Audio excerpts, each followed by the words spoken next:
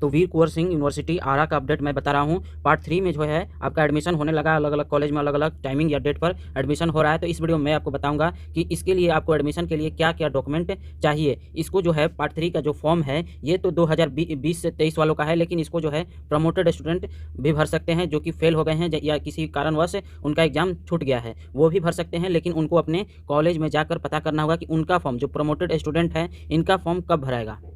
Promoted में भी वही भर सकते हैं जो केवल पार्ट 3 का एग्जाम बचा हुआ है। अगर आप पार्ट 2 में या फिर पार्ट 1 में फेल हैं तो पार्ट 2 में अगर आप फेल हैं तो आप पार्ट 3 का नहीं भर सकते। जब तक आप पार्ट 1 और पार्ट 2 ये दोनों क्लियर नहीं हो जाता है तब तक आप पार्ट 3 का नहीं भर सकते। तो ये बात आप अपने कॉलेज में जाकर एक बार इसके बारे में ज़रूर पता कर ले कि जो प्रमोटेड स्टूडेंट आप अगर पार्ट 3 में हैं, पार्ट 3 में ही केवल आप प्रमोटेड है तो आप भर सकते हैं ये फॉर्म। लेकिन आप अपने कॉलेज में पता कर सकते हैं कि पार्ट 2 में भी प्रमोटेड हैं और अभी तक पार्ट 2 का एग्ज़ाम जो है क्लियर नहीं हुआ है तो भर सकते हैं या फिर नहीं।